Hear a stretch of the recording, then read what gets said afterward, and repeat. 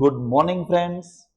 આજે આપણે ડે 52 માં એક નવો ટોપિક શીખવાના છીએ, જેની અંદર આવશે યુઝડ ટુ. જ્યારે પણ ભૂતકાળની નિયમિત ક્રિયાઓ હોય, જો નોર્મલી સાદા વર્તમાન કાળનો ઉપયોગ ક્યારે થાય, તો વર્તમાન કાળની એટલે વર્તમાનમાં જે નિયમિત ક્રિયાઓ હોય દરરોજની, એના માટે સાદો વર્તમાન કાળ વપરાય. બરાબર છે.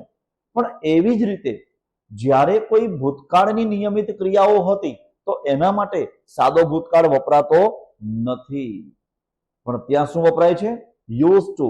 અને એ ટોપિક આજે આપણે ભણવાના છીએ. પણ એની પહેલા આપણા કેટલાક નાઉન્સ છે એ આપણે જોઈ લઈએ. સોલાર સિસ્ટમ, જેમાં આપણે સૌર મંડળમાં કેટલાક ગ્રહો છે એના નામ જોઈ લઈએ. યુરેનસ, નેપચ્યુન, પ્લુટો અને સ્ટાર્સ. આકાશના જે તારા હોય એને સ્ટાર કહેવાય છે. આપણું જે હોમવર્ક જે ડે 51 નું છે એને ચેક કરીએ. શું મેં ઘર સાફ કર્યું છે?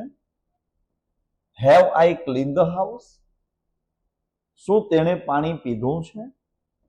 હેઝ હી અથવા હેઝ શી ડ્રંક વોટર? શું અમે ફિલ્મ જોઈ છે? Have V watch the movie? શું તેમણે રમત રમેલી છે, એટલે ટૂંકમાં કે શું તેઓ રમત રમ્યા છે? Have they played the game? શું મેં નવું ગીત સાંભળ્યું છે? Have I listen to a new song?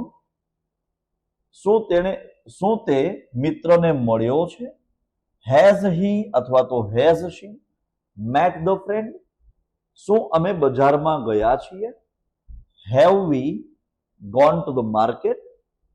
શું તેમણે પુસ્તક લખ્યું છે?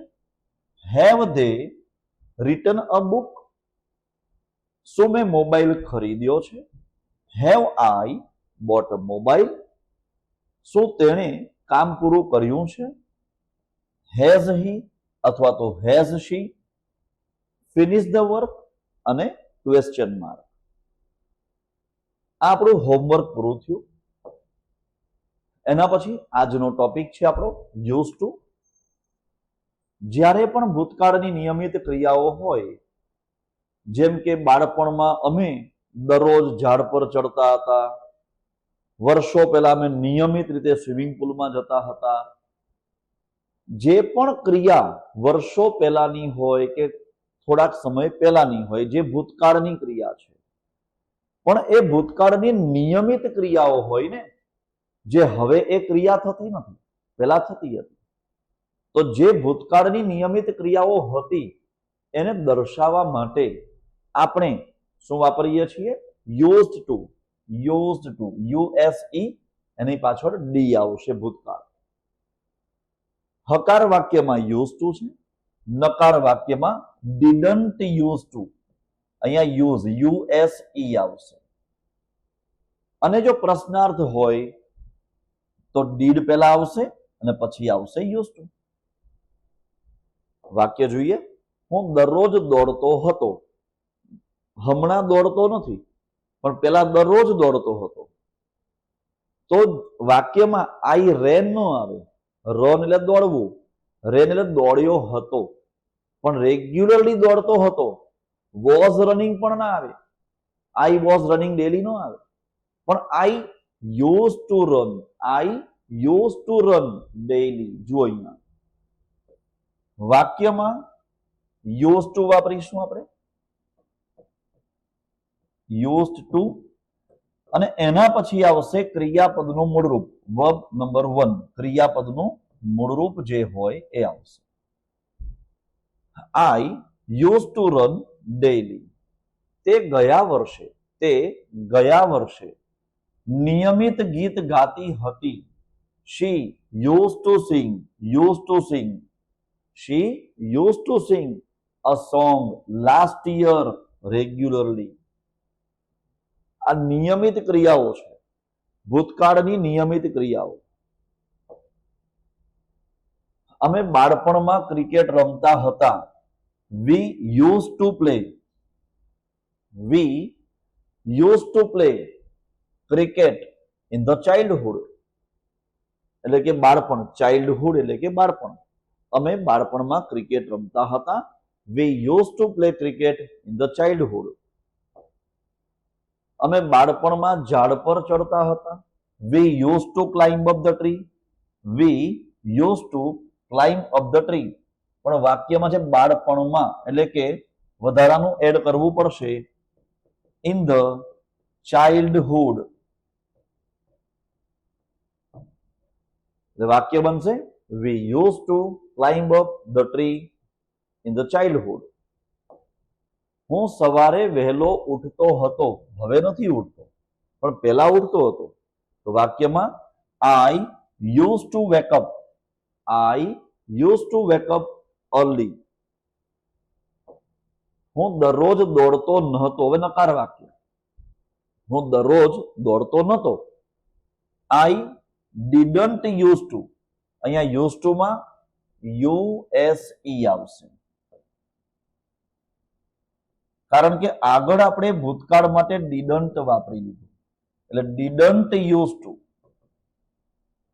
હકાર વાક્યમાં ડીડ શબ્દ નથી વપરાયો, એટલે યુઝ નું ભૂતકાળ યુઝ પાછળ ડી વાપર્યો, પણ આની અંદર ડી વાપરવાનો નથી. આઈ didn't use to run daily. તેણી ગીત ગાતી નહોતી, એટલે કે તે ગીત ગાતી નહોતી. She didn't used to sing. She didn't used to sing song. આમ તો ગીત છે ને, તો અહીંયા તમે એક વચનમાં અ સોંગ વાપરી શકો છો. બહુવચન હોય કે ગીતો તો સોંગ્સ આવે. વાક્યનો અર્થ આપણો એક જ છે. She didn't used to sing a song. એના પછી અમે ક્રિકેટ રમતા નહોતા. We didn't used to play cricket.